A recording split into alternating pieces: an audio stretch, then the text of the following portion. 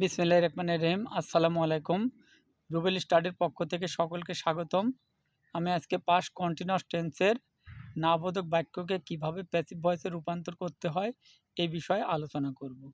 তাহলে past continuous টেন্সের শুধু নাবোধক হলে সাবজেক্টের পরে was not oblique were not বসাবো, এবং যখন আমরা প্যাসিভ ভয়েসে রূপান্তর করব তখন সাবজেক্টের পরে was not being oblique were not being ব্যবহার করব।